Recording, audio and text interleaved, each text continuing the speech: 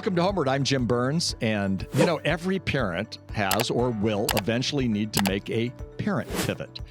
For 2 decades of your life, you parent your children, or at least possibly being in control, not always in control, and then you have to make that pivot. And the pivot comes whether you are ready or not, and whether your adult child is ready or not. And usually, at least one or two of those, parent and child, aren't ready. Doing life with your adult children means you have to reinvent the relationship with your kids. You give them the passport to adulthood and change the relationship. That's what we do. That's part of our job description. I like to say you're fired as a day-to-day parent, and that isn't easy for any parent. And usually it's not always that easy for the adult child either. We've never been the parent of an adult child, so a lot of times we don't know what we're doing, and they obviously have never been an adult, and, most of us parents would say they didn't know what they were doing when they began either. So let's be honest. Neither the parent or the adult child totally knows what's going on or how to do this transition well, or this, as you would, pivot. Well, this makes for some challenging times. And by the way, if you have younger kids, this conversation will be for you. Most parents don't prepare well for the big pivot. And it's never too early to start. So I hope you'll listen to this. I have 2 of my friends on. Steve and Julia Cummings are with us today. They are the authors of a great book. I read it this week, The Parent Pivot. I love that title, by the way. 13 Principles for Building Stronger Relationships with Your Adult Children. They also have a great podcast. It's called The Parent Pivot Podcast. I don't know if they call it this, but I'm calling it PPP because I was a youth pastor. What can I say? I read the book, like I said, this week, and I found it very practical and very helpful. I know this conversation we're going to have is that Steve and Julia are both members of the Georgia Christian Counselors Association. They have 4 married children, and at last count, 5 grandkids. I've heard recently that they want more. All the information about their book, podcast, and counseling work is in our podcast notes. Steve, Julia, great to have you on the podcast. Finally. Yay. Thank you. Thanks, Jim. It's good to be on your podcast. We've had you on ours. Yeah, no, I did, and I loved it. You guys are awesome. And I want to talk today about this idea of a pivot. I think it's just a great title. I think it's a great thought. As parents, you make pivot. You make a pivot when you have a baby. Then you make a pivot at about 2 years old when all of a sudden, there's another change, if you would, or another passage, a milestone. Then you make a pivot at about 10, you make a pivot in the adolescence. So there's a lot of pivots, but maybe the biggest pivot and the hardest pivot is this pivot toward your kids becoming adults. Yep. You say that anxiety and control and fear often prevent parents from making this pivotal shift very well anyway. What did you mean by that? Well, fear drives us so much in our lives. And when we reach a stage, it's the fear of, at least I'm speaking as a woman, as a mom, we are so filled with the fear of losing our purpose, of losing what we've always done, of losing our identity. Yeah. And so that fear and that anxiety of what life is going to look like is really just whacks us in the face when our kids hit 18, 22, actually leaving the nest even after college. Yeah. And I would add on the dad side, we love you and we have a wonderful plan for your life. And when you graduate high school, you're going to college, you're going to get a great job, and it's like, you need to fulfill my expectations. And it's like, right. It doesn't You're going to live out. near us. You're going to live near us, and we're going to be best friends. Right. That doesn't always come out that way. Yeah. And I think a lot of it too can be, we experienced this when we were in Little League. The dads were overzealous about how their children were performing because it was all about dad. And so if you can kind of think about it in the same way with adult children, it's like somehow what they do and how they become has a reflection on me. Yeah. It's interesting that both of you started out that way, because I always say, and I haven't really written much on this, but I think a mom and a dad view this shift differently. And you just said that, articulated it really, really good. For Kathy, when our kids left the nest, they came back. They boomeranged about 8 times. So I'm not sure when we really became empty nesters. But she was the sun, and we had 3 daughters who were the planets revolving around the sun. And then all of a sudden they weren't there, and there was a 4th planet called me, and I was still there, but she was kind of in charge in the home in many, many ways. But Kathy went through, kind of talk about anxiety. I mean, she went through anxiety. She went through some depression, and she talks a lot openly about this.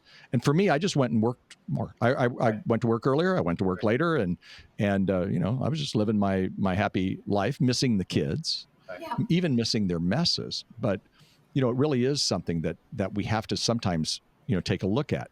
Now, you said in the book that the most powerful way to support our adult children is by becoming their cheerleaders and not their critics. And I agree with that.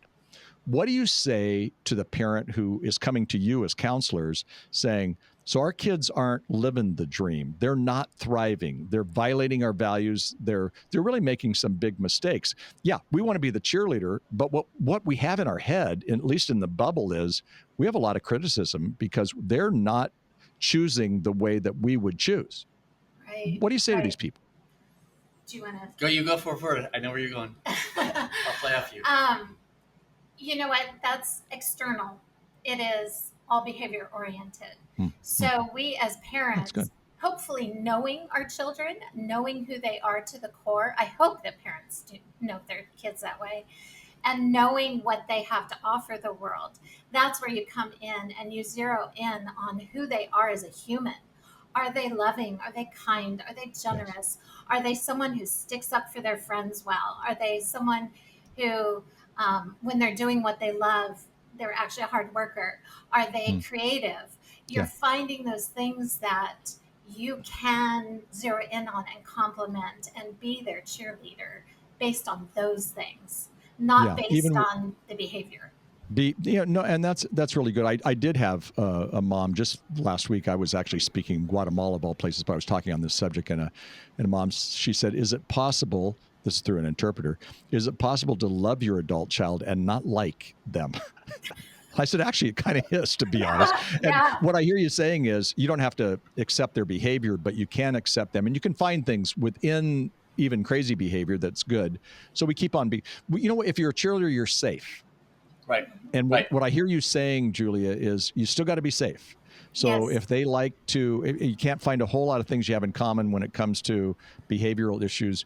You can, we had daughters, so they like to shop. So Kathy could go shopping with them, or I could go shopping with them. They like to eat, so we'd go out to dinner. Those kind of things. So there's still things you can do to still be a safe person. Right. And sometimes I think when you're criticizing to correct, you're not safe anymore. So they're not going to come to you when they do have trouble. Steve? Well, and I was just going to say the biggest thing that we always point out, probably on almost every podcast where we're going with this.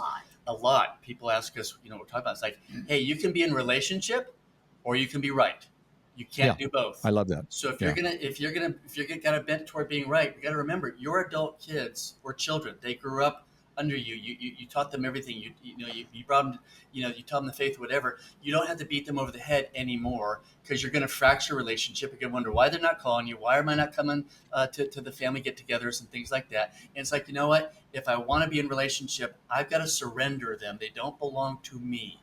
And that's the biggest part of surrender. We talked about that in our book. It's like, if I don't surrender, yes, they have my DNA.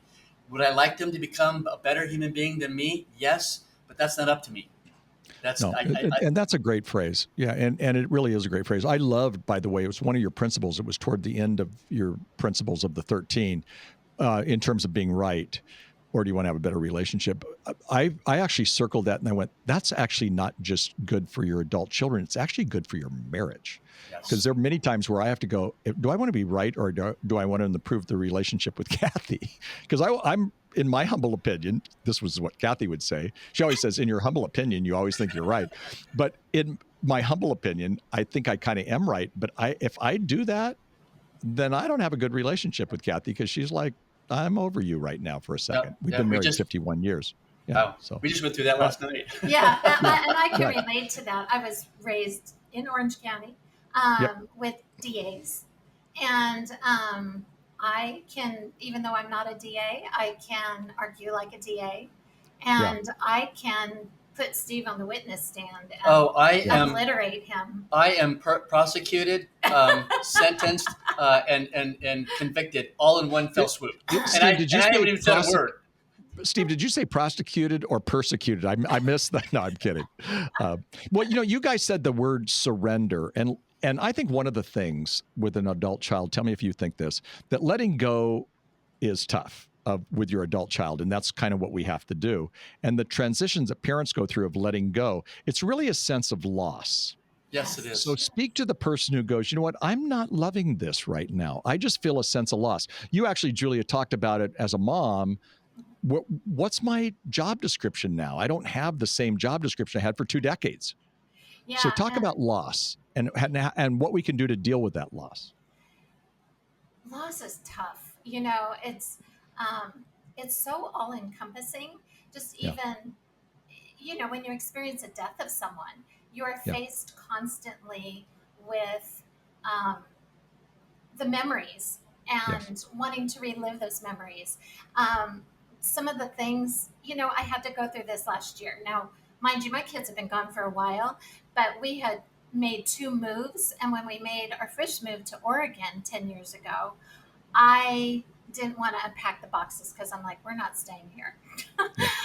So then we moved out to Georgia, and it took me 7 years, almost 7 years, to decide to unpack boxes. And they were filled with the kids' stuff. Mm-hmm. It was such a lesson in learning to let go with each box I opened and the memories that were filled in that box. And I know this is so hard for moms, at least, walking into your adult child's room and it's still a shrine for what they once were in that room. And you want them so badly to come back to that room. You want all your babes in the nest again and just to have that moment again. But you've got to go through the process of letting go. And sometimes it's a slow process. I'd say give yourself grace, but start somewhere. One cautionary tale, well, it's not a cautionary tale, it's just a fact. And you probably don't realize this because you have 3 girls. But one thing I always say is moms of boys, it's tougher because we lose our boys to their spouses. Yeah. We are no longer number one woman in their lives. And they have a tendency to go live closer to the in-laws.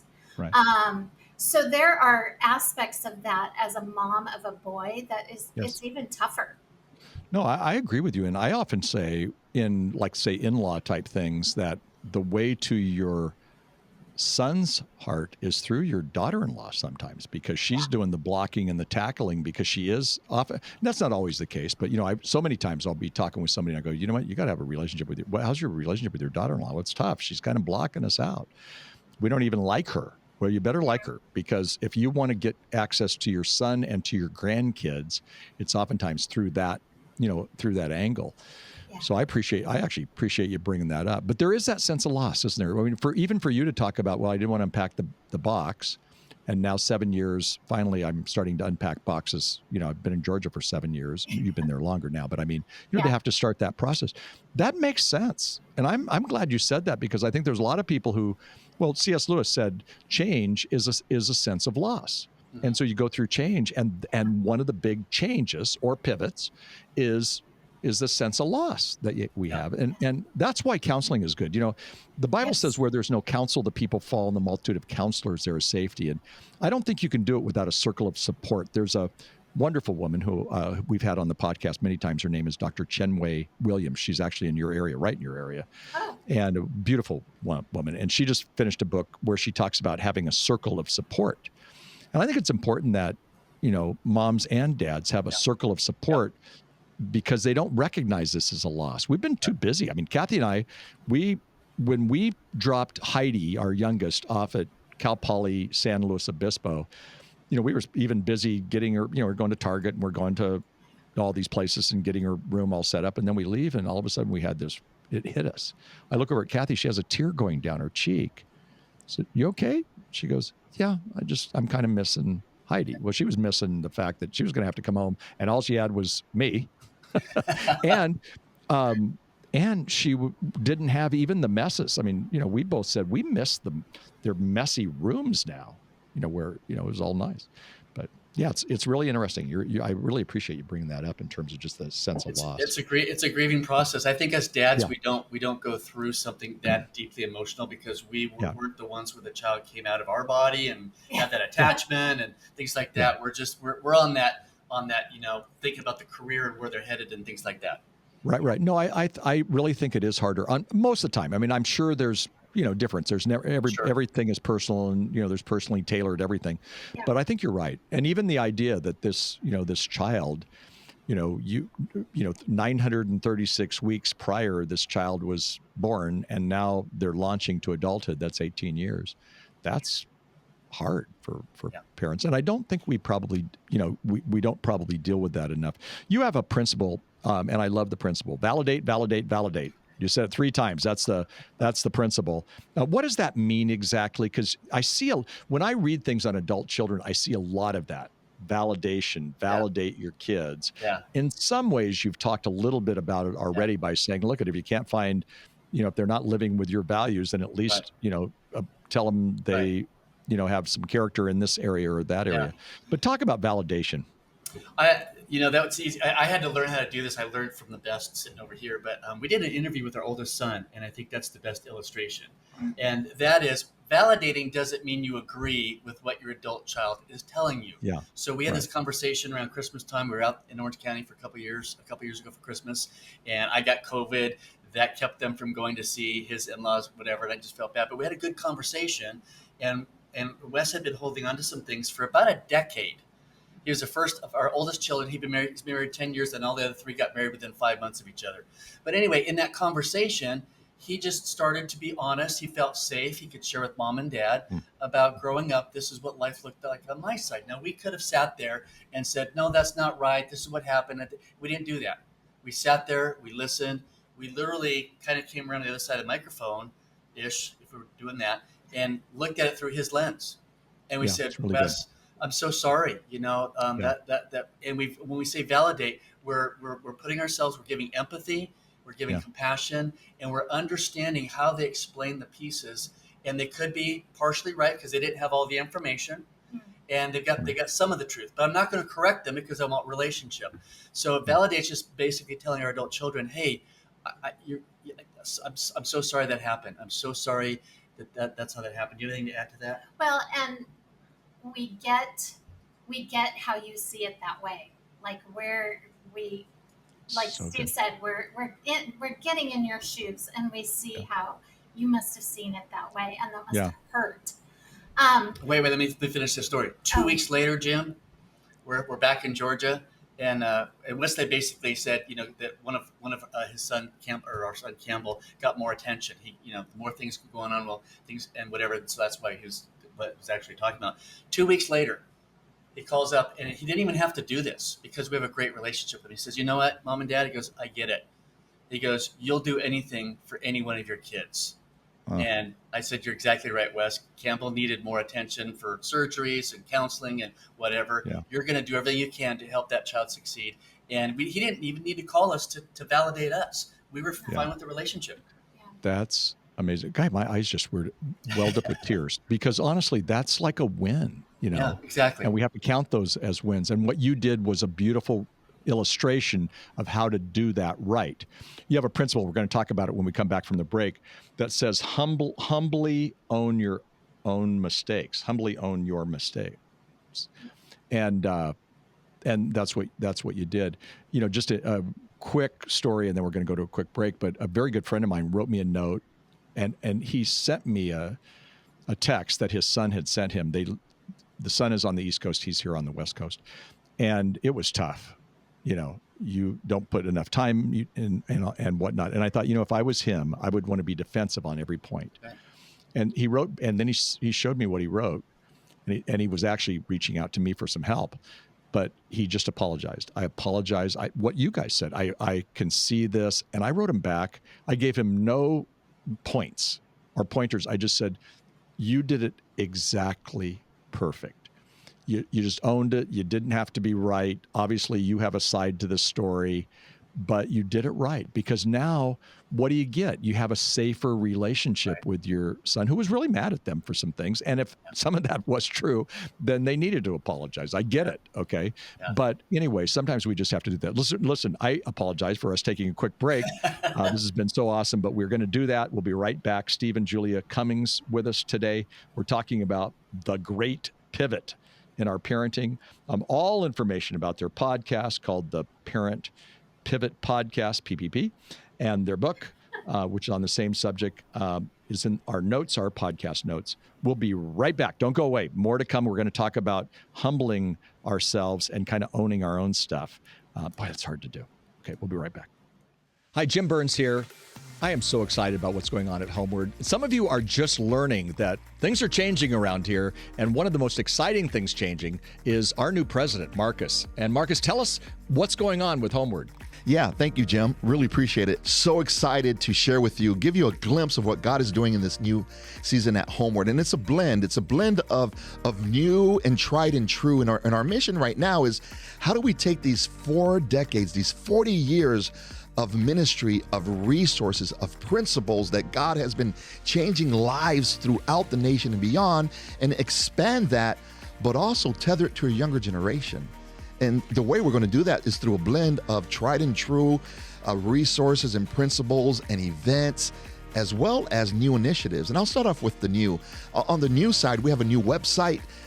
We are rebranding. We've got new staff. We've got new faces and new voices to our growing social media presence, and that is wonderful. But also on the tried and true side, we've got a Refreshing Your Marriage retreat that has been an amazing, impactful event. We've got our conferences like Trainer for Trainers, and our resources like our books that we're going to continue to write and expand and change lives. Speaking of which, Jim, share with us the latest update of what's going on in the book world here at You HomeWord. got it. And I'm excited about your leadership, and I'm excited about where we're going at HomeWord. It's going to be pretty incredible. We've got a book, Doing Life with Your Adult Children. We have other books, of course, but that's still on the bestseller list after 5 years. Even this month, it's on the bestseller list. And now there's a new one that's going to be coming out called When Your Adult Child Strays, Trading Heartache for Hope. And I'm doing this book right now, and there's going to be a course with it. And we have other books on sexuality and things like that that are really, really making a difference all around this world. So with all the things going on right now at HomeWord, here's what you can do. God is putting in our heart this desire and this plan to expand our Refreshing Your Marriage conference that I recently attended, and it helped my wife and I have a breakthrough that God was working in our hearts for a while. But beyond that, I saw other couples experiencing the same thing.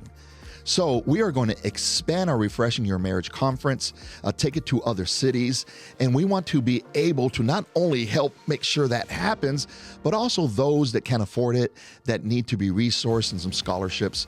So we want to make sure nobody misses out on a chance to get their marriage refreshed and to draw closer to the Lord. So I'm asking you to make a special gift above and beyond to support that.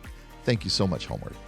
Welcome back. I'm Jim Burns. I'm with my good friends, Steve and Julia Cummings. We're talking about their book. By the way, I'm holding it up right now. You can take a look at it. You can get it on Amazon or other places. We have it all in our podcast notes. It's called The Parent Pivot. You know what I also like about it? It has 13 principles, but it's really small, and then you can take notes. They even give you room for some notes. So, I think I've underlined, well, I just opened something. This one's on listen, but I have, every page I wrote something. So anyway, there you go. I really like it.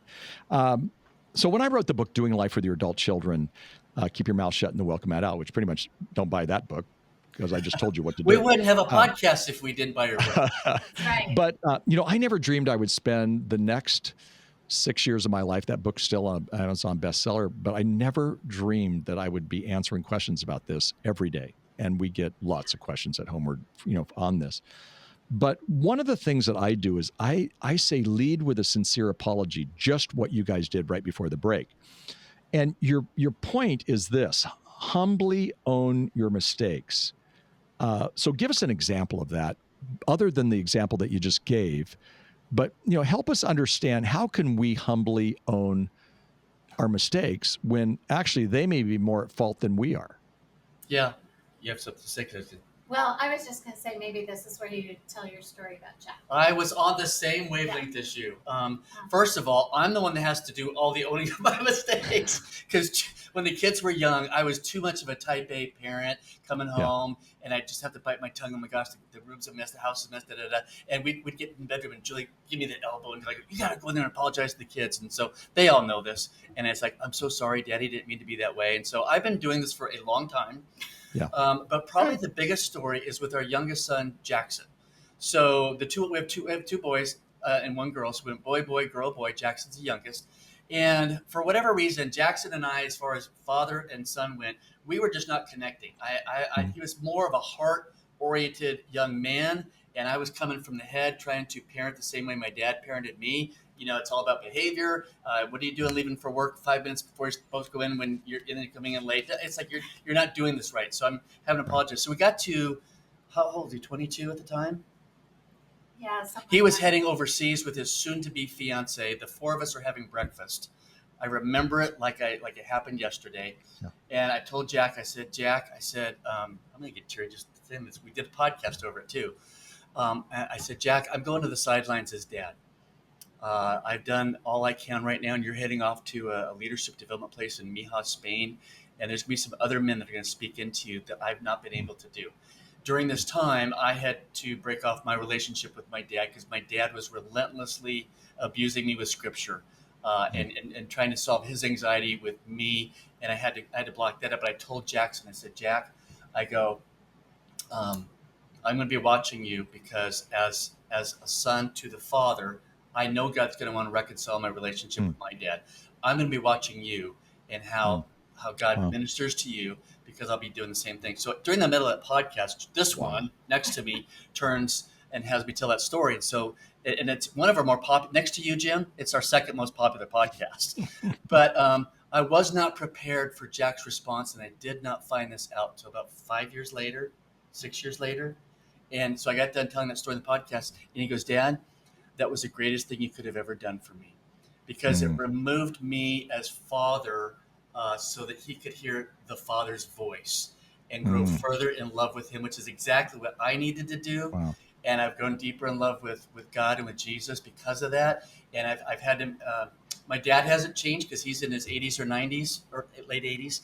And I've had to learn to have more grace and acceptance for him because my heart needed change. And just similar like to the pivot, it's like we want to put this on the adult kids. It's like, no, we keep coming back to the parent in order to pivot from that instructional to the partner mentor, that you have to change. You have to do that. So I had to own a lot of stuff with Jack, and really it builds your relationship because forget about pushing the pushing the hammer down about being right. You're never going to have a relationship if you're always demanding that you're right or you're correcting. It comes across as criticism. And your kids see your faults. They see them better than we do. So when I can sit there and go, yeah, you're right, you're going to earn respect with them by owning your mistakes. Yeah, no, I mean, kids, this generation too, when you look at millennials or you look at even Gen Z, I think, what they want is authenticity. They don't need us to be right. They don't need a previous generation. Maybe your dad's like that.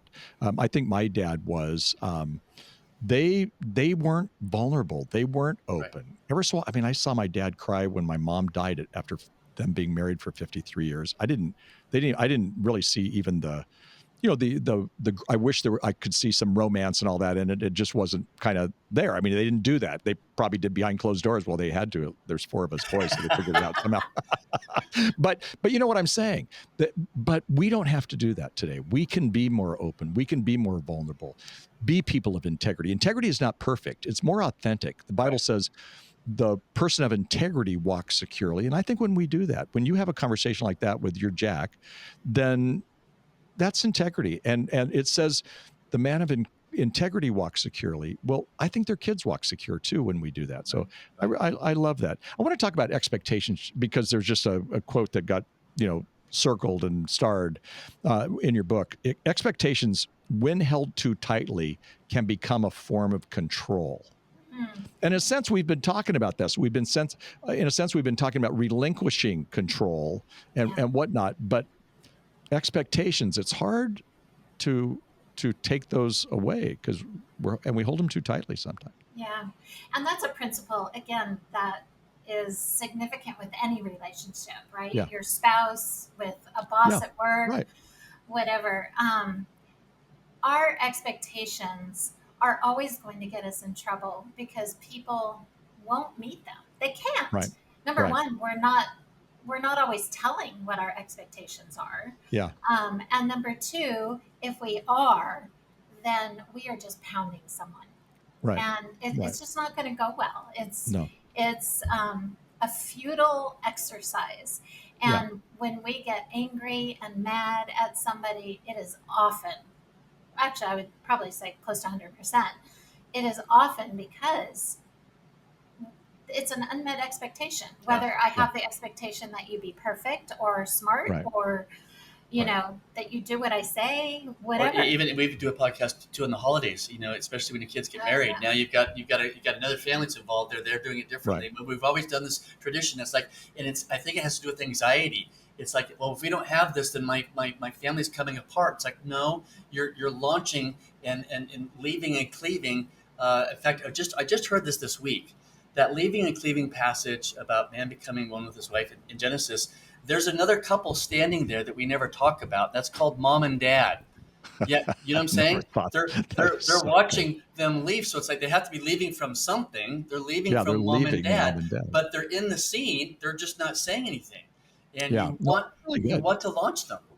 Yeah, and to launch them right. I mean, the goal, and we do this at HomeWord. We're talking to people who have 2-year-olds. Elijah here has, a 11-month-old, and what we're saying is your job is to help them become responsible adults. Obviously, you treat a 11-month-old very differently than you would a 5-year-old, and an 8-year-old, 15-year-old, whatever. Yeah. But that that's a hard part, and the expectation. I think it's interesting because I think our kids have unmet expectations, and I think we have unmet expectations. Yes. Sometimes we got to look at this. The other day we had a flood at our house, and so we've been minus furniture for over 2 months. I'm not whining, but I mean, oh my gosh, it's not been easy for us to do this, to live the way we're living. Yeah. But Kathy said the other day, she said, I wish the girls called more and I wish they understood what a mess we're in. And I get that. She had an expectation that the girls kind of didn't come through. And they really have been, whenever they talk, we have 2 who live in Los Angeles, which is about an hour and a half away from us. And then we have 1 who lives nearby. And they're trying to, but they're not living with us, and we can't expect that. Right. Our conversation was, really, that's something we can't expect from them. Right. We need to, the contractor who's now fixing our house after this flood with insurance money or whatever, we have expectations from him, and we need to be able to hold him accountable. We can't really Right. do that with kids. Right. Although I think sometimes we have to, even us, have to say to our kids, hey, here's something I really hope for, or I wish we can do this. But you were talking about holidays, and we made a commitment as soon as our oldest daughter got married, we said, holidays are important for you to be here if you need to be with your other. Well, what's funny is Christmas isn't, the 25th isn't even when Jesus was born. So if we need to do Christmas on the 27th, if we need to do Christmas on the 15th of December, we're good with that. Okay. Don't put that on us. And we said that to each of our kids. I think that frees them up. They don't feel the, Right. so I don't think we've had a Thanksgiving celebration in the last 10 years on Thanksgiving because, all 3 of our kids are married and they're off, doing their stuff. Yeah. So we get them. We just don't get them on that Thursday. Right. And Kathy and I go, it's a really nice weather right now. We live here in Southern California. Let's go to Palm Springs. And so we have a blast. Yeah. And we're kind of the empty nesters going, this is awesome. Well, and then we celebrate Thanksgiving with the kids and, and the grandkids. So I think you just hit on something where, it's a new normal. We're not going to hold on. Yes. We don't do things the same way we always did before. So expectations can change. Yeah. We're trying to be in this loop where they go to the in-laws for one holiday, maybe George the other one. And so this last Christmas, we didn't have them for Christmas. And I looked at Julia and said, let's get out of town. We went to the Dominican Republic and sat on the beach for Christmas. Hey, no, sure. That's awesome. And we have to allow them to have those kinds of experiences. Yeah. And I think parents have to be careful with that. We don't have much time left, but let me ask you a question. Eventually, with adult children, along comes grandkids. And although your principles work perfectly with, adult children that works with grandkids, but I even saw a little note that says it's time for, some of them. Right now we have 5, but we'd like more. And we had dinner last night with our 2 grandkids and their mom and dad. And we were out at a fast food place. So we were outside. We're the only people outside. The kids were crazy. They just, they were crazy. And then they'd come and jump on my lap. And we had so much fun. And there was a little sugar involved in this experience that Papa Jay had sort of, handed them. And the parents were like, we were having a great time. And then they left, and Kathy and I got in our car and we went back and we went, is this just the greatest? And I laughed because I said, can you imagine what Christy and Steve, that's my daughter Christy and her husband Steve, can you imagine what they are going through right now? Because these kids were just bonkers. They were just bonkers. And I loved it. Give us some advice to parents if they have grandkids, or if they're eventually going to have grandkids. Give us some advice at the end here. Just your thoughts on grandparenting and what's cool about it. What's hard about it. Anything. Well, what's hard for me about it is I've got 4 on the other side of the country. Real tough. And we actually have 1 more on the way, by the way. So okay. In October we'll have 6. So you have, and then one's here actually in our home. So, but the best advice I can give is be what your kids want you to be as a grandparent. So good. I'm glad you said that. Yay. Don't decide what you're going to be, what you're entitled to, whatever, as a grandparent. Yeah. You need to accommodate them as parents. What do you guys want for your family? Right. And how can I help you achieve that? Because I'm a partner to them, and I'm also partnering with our grandkids. They don't belong to me. So it's like if Florence wants something, I'm looking over at Mom, and she'll say, we've already had that. And I'll go, Mommy already said this, or whatever. So I want to continue to love on them. But again, the same thing. I want relationship over being right. So they're the parents, and they get to make the call. I didn't know how you're going to answer that, but I really am happy you did that, because I think too many parents go, no, grandparents who are the grandparents now, they go, that's my grandkid and I'm going to do what I want with them, and I'm going to let them see these shows. I'm going to let them do this. I don't think you do that. I think you come alongside your adult children and say, how can we serve? Even to the point where we get a lot of questions on the tougher stuff, where, a question last week was, my grandkids stayed at my house, but my adult kids who aren't going to church now said, we do not want you to take them to church. So there's harder things too. Yeah. What did I say? I said, don't go to church. Honestly, the parents have, as much as I believe in church and as much as I want them to know God and everything else, I think sometimes you just do what the parents, tell you to do. I just wholeheartely believe that. And then ever so often it switches, because, Kathy, 9 years ago, 9 years ago. So James was in his mommy's womb, and he's the oldest grandkid. And Kathy, just out of clear blue, she said, I'm going to retire. She was a teacher, kids who have autism, on the spectrum, whatever. Great. She's had a great life of helping people. And she goes, I'm going to retire. I go, why? She goes, I want to be a fully engaged grandma. And that's exactly what she's done. So there are times where even Kathy and I don't necessarily always agree. Like Charlotte said the other day, can I have a cookie? And I go, well, what's grandma's rule on that right before dinner? She goes, you can't have a cookie before dinner. I said, well, that's grandma's rule. Grandpa's rule is get me one too. and then Charlotte, she brings the cookie, I eat it, she has a cookie, and then she tells my wife, grandma, and she's like, hey. So it's not, I'm not a good illustration on that. I'll just tell you that right now. Well, it's been great to be with you. Awesome. Great conversation today. Good, solid advice. I knew it would be. Thank you for what you guys do. And so great to talk with you today. Steve and Julia, I love what you do. And I just, again, want to tell everybody that, you have a great podcast on this. You have a wonderful counseling ministry. All that can be found in the podcast notes as well as the book. So thanks so much for being with us. Hey, as we say in Georgia, our pleasure. I still see you guys as good old. Here we are in Orange County in our studio. I still see you as Orange County people. So we are. And you don't have much of an accent there either. So again, my friends, take advantage of their expertise. So glad wonderful people like the Cummings are working in the field of doing life with your adult children. You can learn more about them and their ministry, in our podcast notes. Like I said, hey, before we go, let me give you 3 quick thoughts, 3 quick principles. First of all, as we talked today on the podcast, this kind of came out. Unsolicited advice is usually taken as criticism. That's a principle. And I love in the book, Steve and Julia say, zip it. It's one of their principles, and it's a great principle. Your adult children, they don't hear your advice, friends. They hear you saying, I don't think you're all grown, and I don't think you can make your own decisions. And I know your intentions are great, but it just doesn't work that way. So unsolicited advice is taken as criticism. Secondly, you must ask the question, am I helping our kids or am I enabling them? We always think we're helping. And you know what? Again, your intentions are good. You mean to be helping, but sometimes we think we're helping when we're really enabling dependence on us. So be careful with that. Be careful with that, especially with money, okay? That's not helpful, okay? So here's the principle. They will never know how far the town is if you carry them on your back. So they're adults. Don't carry them on their back. Take them off your back, put them down on the ground, and let them go. And you know what? They're going to have some bumps and bruises. They all do. And you're going to have some bumps and bruises, but that's what you do, because enabling causes entitlement, and entitlement often means there will be no failure to launch into responsible adulthood. Okay? Last one. When they violate your values or stray from faith, you can't want it more than they want it. Okay? So allow tough love to kick in. What that means is not shunning them or being all angry and mean to them.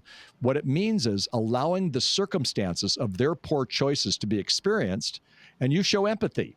Okay. And you can still find reasons to validate their principle. Validate, validate, validate. So don't always be bailing them out. Okay. And we parents tend to do that with adult kids. So great podcast today. Let us know how we can help you at HomeWord. HomeWord.com is our website with lots of helpful resources, a couple of good courses and stuff like this. Okay. And don't forget to like and subscribe and send this podcast to a friend. You got a friend who needs that podcast. They needed to hear what Julia and what Steve had to say today.